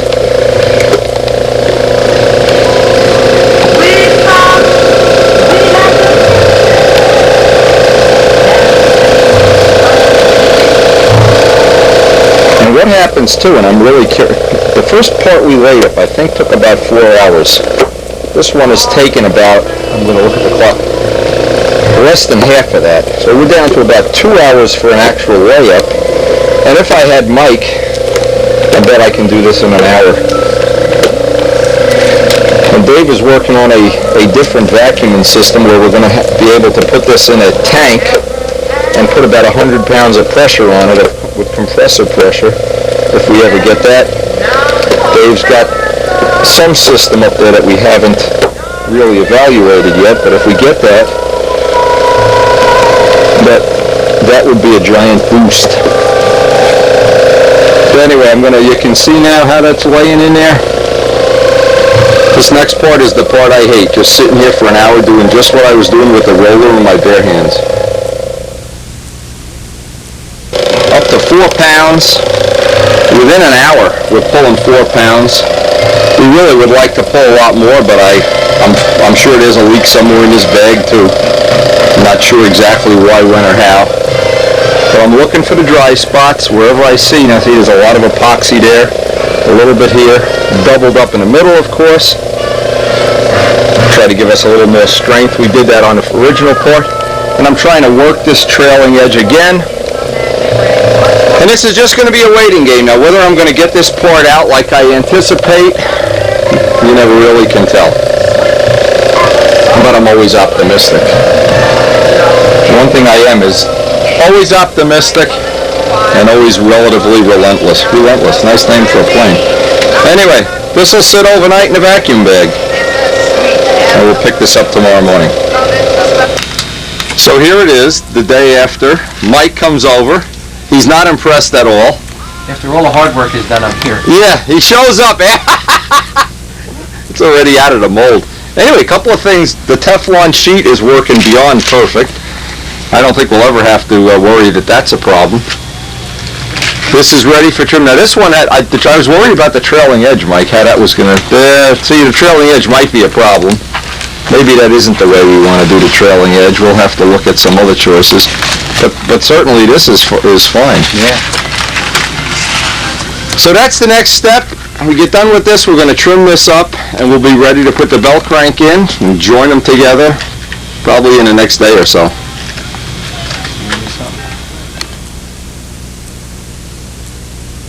One of those little things you don't think about until it's time is we want to do our trimming on the trailing edge, and I try to come up with a little fixture, because what I need Mike to do is hold the vacuum cleaner right by the carbide cutter. So what we did is we actually duct taped the ring right to the edge of the table, and now I can walk the cutter down.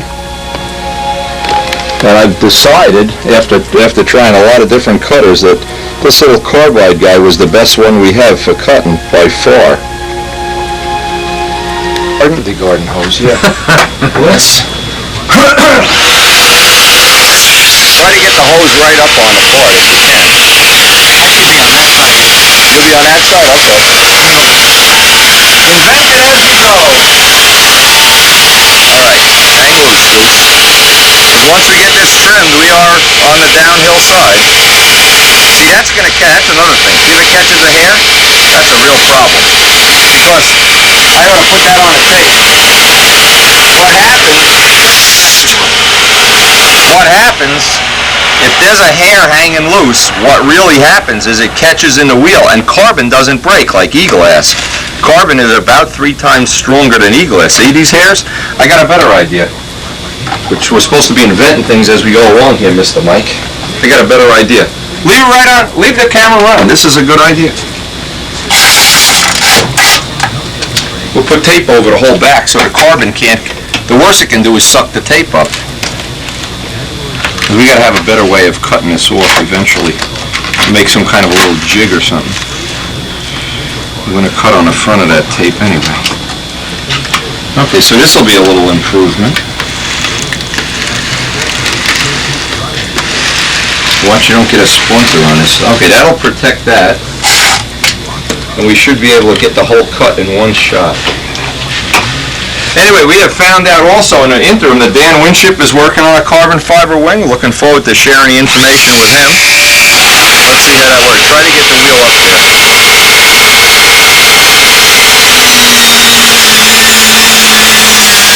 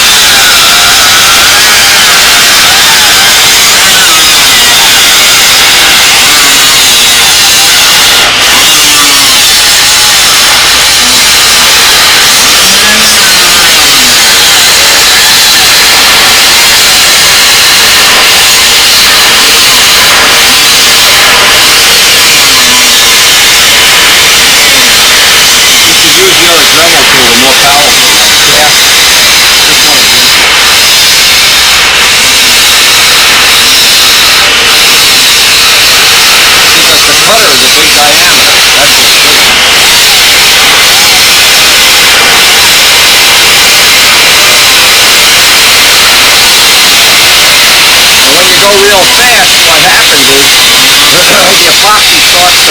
the epoxy. Just watch that part blow off. We got accurately on the camera how that worked, but that was about the most reasonable way I could think of so far to do this.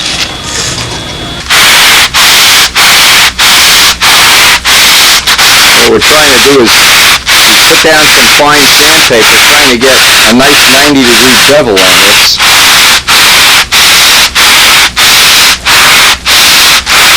The first 2 shells are out of the mold. I haven't sanded this one. They're roughly the same weight.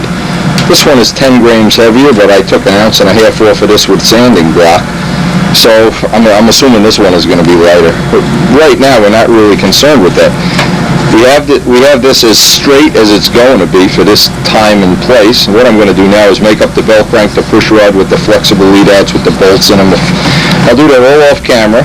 Then I'll have to cut the hole for the push rod. And then we'll be ready to join these.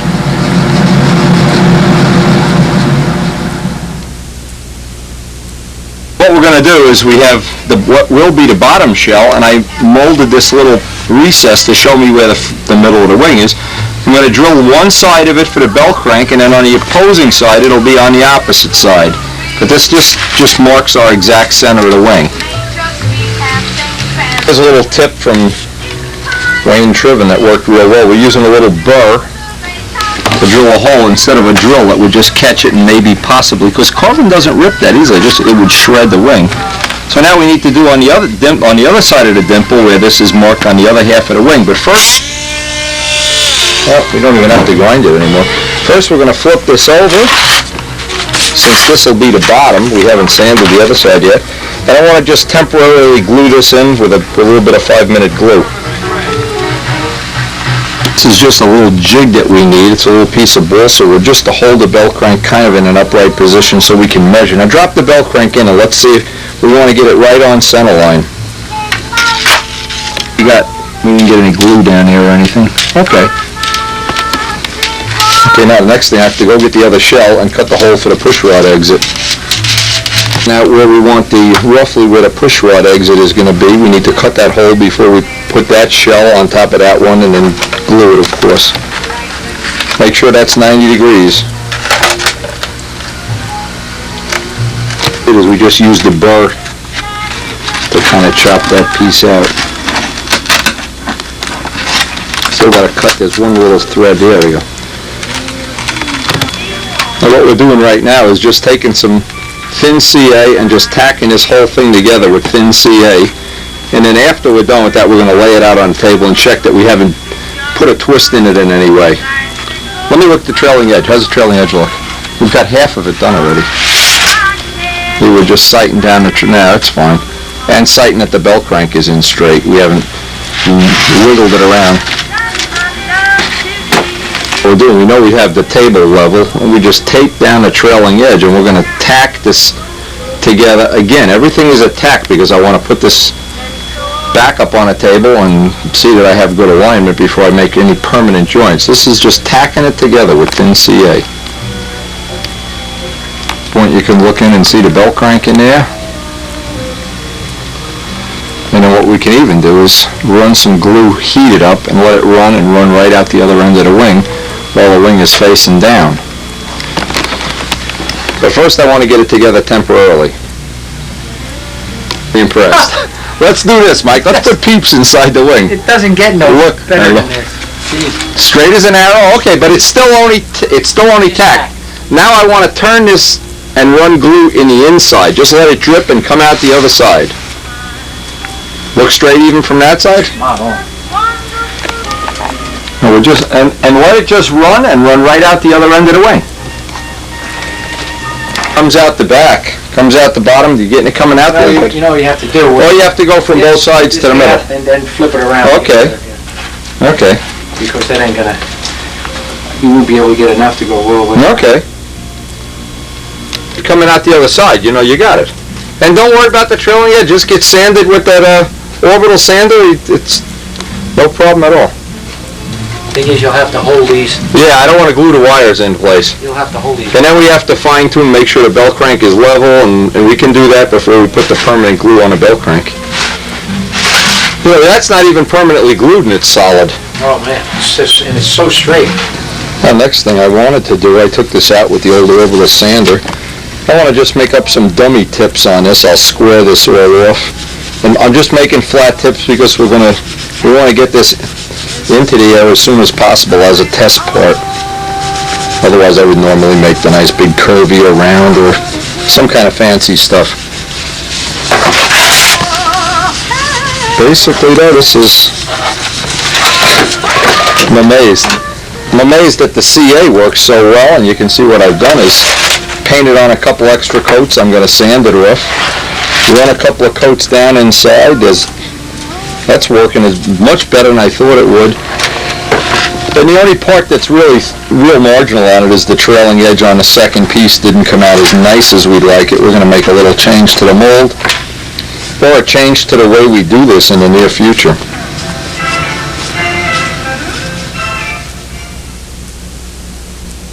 It seems to be a big help here with the trailing edge and the leading edge. Just allows me to pick up the high spots. Have the sandpaper sticky back glued right to the table.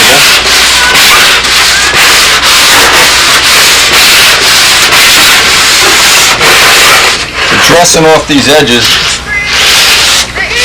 That really is a nice, easy way to do it. Doing it by hand, I think you get more like waves in it. This is working out. It's helping me pick up the high spots real quick. Now what we did as the last thing is took some of our thin carbon mat and just wrapped it around the leading edge. Just to kind of cover the joint. We'll let that dry up.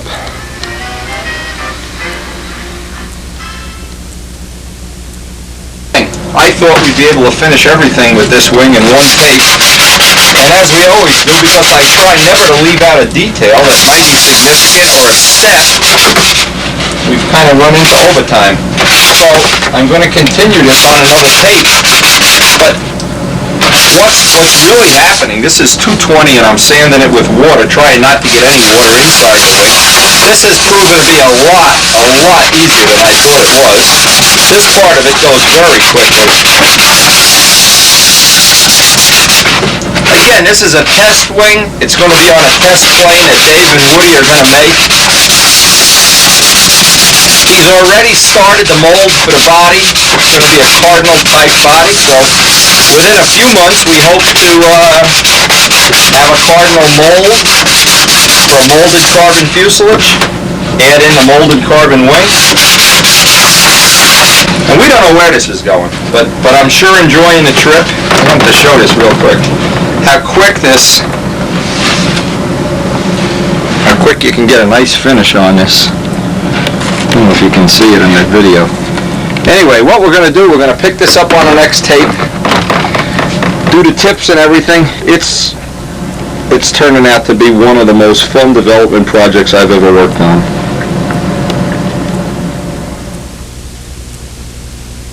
Things I wanted to do. This is all wet and dry paper that I had from working on tune pipes. It actually goes down to 80, and I have 180 and whatever, 100 even. And what I wanted to do is I wanted to do a little test panel. I want to get the last little bit off, but I want to leave enough of a tooth on, and I need to do a little test. Which one of these is going to work the best? Here's an M600. This is probably the last thing. I wanted to show this. You see how deep the scratches are? Well, that looks a little too deep, even though it's probably taken a lot of material off, because eventually we're going to want to bond some paint to this. So I wanted to go through these and just get an idea which would be appropriate. 100 looks a little bit too rough. 320 looks a little too smooth. It looks like probably 220 is going to be our final sanding medium to get the last little bit of sanding out of here. We're almost at the end of the tape, and I hope you've gotten some ideas, some of the possibilities for the future. If any of this really totally pans out, we'll be thrilled to death, of course. We're trying to take this to the next level. We were very fortunate enough to have a very successful year with Miss Ashley, and we're hoping a Typhoon is going to be even more successful.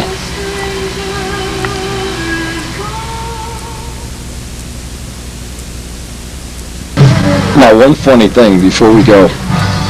The way this wing is constructed, the bell crank can rotate totally around, and Mike went and picked the wing up and said, you got the lead outs coming out the wrong side of the wing. Well, what had happened, the lead outs just fell right back into the wing because it's a big hollow shell. So I saved Mike from having a heart attack, saved myself from having a heart attack. And we hope you'll join us when we hope to finish this wing on one of the next tapes in the Typhoon series. Thanks for joining us.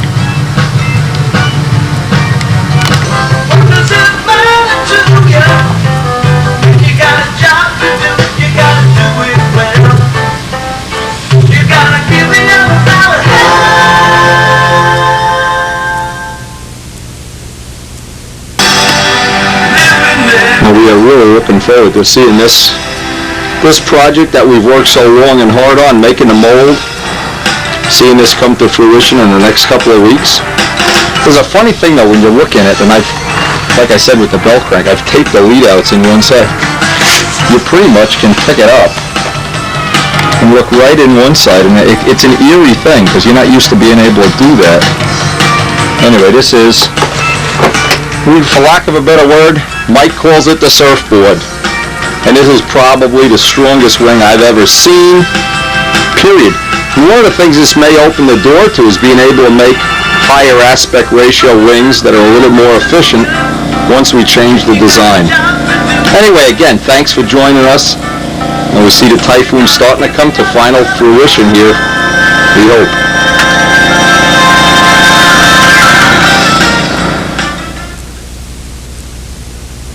Don't forget, you better join us on the next tape, because Wendy needs that carbon fiber wing. They'll make a carbon fiber bird here soon. Anyway, Peeps has been watching us sand this wing.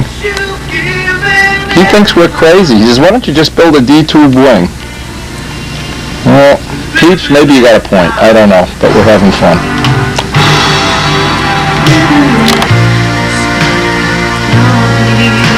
And everything that we learned in the Miss Ashley program is now little building blocks and a little foundation for what we're learning as we do this wing.